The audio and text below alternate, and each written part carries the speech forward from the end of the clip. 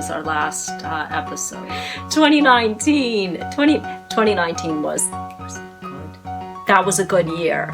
That year totally rocked. Did we even get to do reviews of all the awesome, amazing shows we attended in 2019? You know what, Vera? We didn't. You know why? Because we were too busy going to so many amazing shows.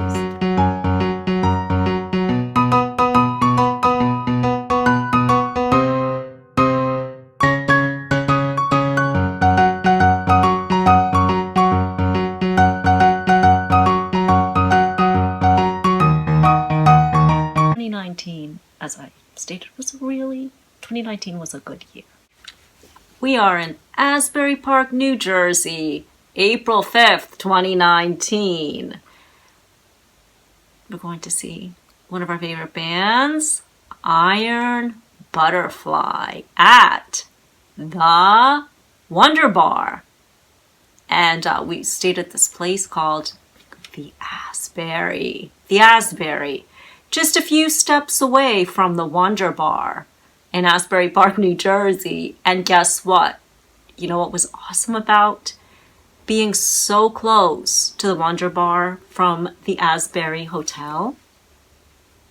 There was a downpour. It was only a few steps away, but it seemed like a mile.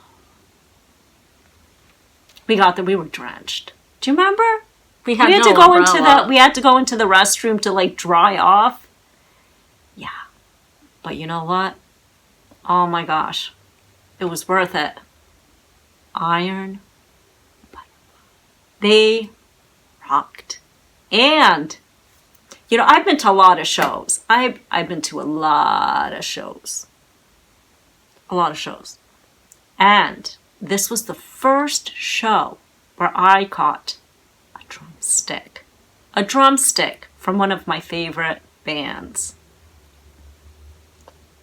And the Asbury, I don't know if I noticed this when we first went, but the next day when we were getting out, when the elevator opened, guess what we saw? Lyrics all over the walls.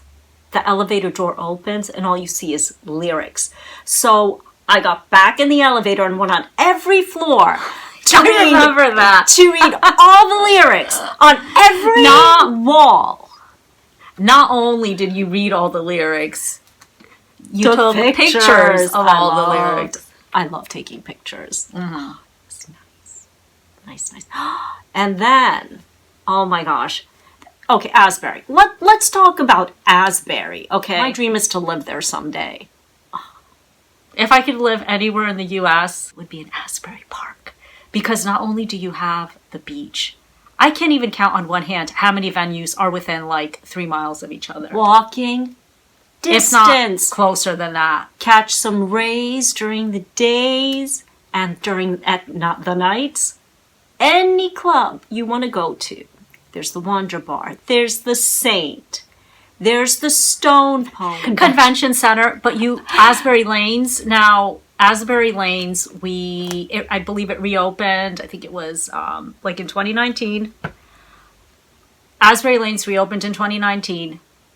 Unfortunately, we haven't seen a show there yet, but we have eaten there. That was our first Impossible Burger. And Vera stopped our server. And she said, "Excuse me, are you sure you gave us the right burger? Because this is so good." And it even looked like it had bread in it. It looked like a hamburger. It was really good. And we went there again. Some kind of sauce over it. I forget. It was really good. So they have a diner. They have a bowling alley, and there's live music and there's a venue.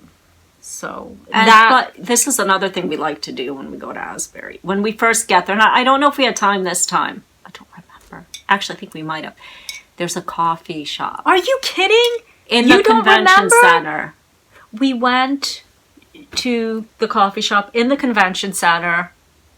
We saw they had a bunch of vegan treats, which Vegan Treats is a vegan bakery that's down the street from my home in Bethlehem. They had vegan treats, a whole bunch of different options. Awesome coffee. It was raining. We sat down. We had a cup of coffee before the show. I do remember. We looked at the forecast. Now it's coming back. It was cold. It was raining. We had gloves. The next day, things turned around. It was like in the 60s. We sat on the beach. We drank. But I can't believe you don't remember that. We sat down. We're like, oh, it's going to be raining. Let's just have some coffee. The Berkeley. Oh, right. The Berkeley is also a very nice place to stay. Oh, the first time we were there was 2013. Actually, 2013 is when we rediscovered Asbury Park. We hadn't been there since we were kids. And another one of our favorite bands was playing there, so we went to check them out. And we stayed at the Berkeley. And I remember after the show, we were walking around and we saw this curtain in the Berkeley. And I was just being silly. And I was like, Oz, will there be coffee tomorrow morning? And this kid like opens the curtain and he's like, yeah, down the hall, 6 o'clock or something like that. And I was just like, I was so embarrassed. So yeah, that was interesting. But the Berkeley was awesome because I think they upgraded our room that night. Didn't they upgrade our room? Did. And it was so awesome nice room. And did something happen with the parking?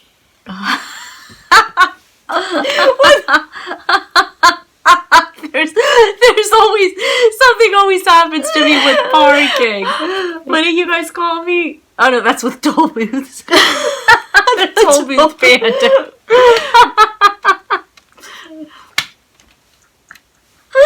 So what happened with the parking? I forgot. I just remember you were really ticked off at me, and I could see you from. I could see you from the. We were pretty high up. The you room were was pretty downstairs. high up. And I could see her from the window, and she looked so. I forget what happened. I don't know. I think I can still picture you. How could you see me from the window? We were pretty high up. I could see you. You could tell when someone's mad. You can tell when someone's especially you. The Asbury has its own parking. When we looked out into the parking lot, we could actually see Asbury lanes. What was your favorite thing about the Iron Butterfly show? Okay, so we went to 2 shows in April, to 2 Iron Butterfly shows. This one was really cool because I caught the drumstick, and Eric Barnett was actually giving the history of the lyrics to one of the songs, which I thought was awesome because I love lyric history. I love to know what inspired a song. I just think that's cool. That was at Sellersville Theater when you were doing the Inside Rock interview. Mike Green was talking about a show during that interview where he met a father and a son, and the son had actually introduced the father to Iron Butterfly.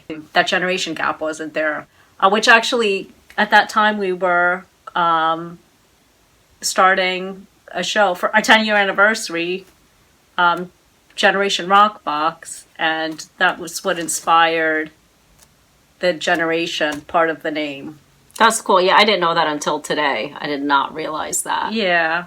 So, and the first Rock Box was given to Iron Butterfly after the Inside Rock interview. So, yeah, the Sellersville show was awesome. We have 3 interviews on the Petroli G233 Facebook page, YouTube page. The Sellersville Theater, if you go to see a show, you can have coffee, you can have tea. You can have dinner if you want at the Washington House, or you can stay there if you want at the Washington House. And it's a cute little town. It is. And Sellersville, PA. And the parking's easy too. There's a parking lot. We've been talking about all these cool venues, and we wanted to mention that there is, with the pandemic going on, these venues haven't really been, you know, having shows. One way to help out a venue that you like anywhere in the US, I have so many to choose from, I don't even know where to start. If you go to savemusicvenues.com and buy an awesome hoodie, 100% of the proceeds go to the venue of your choice.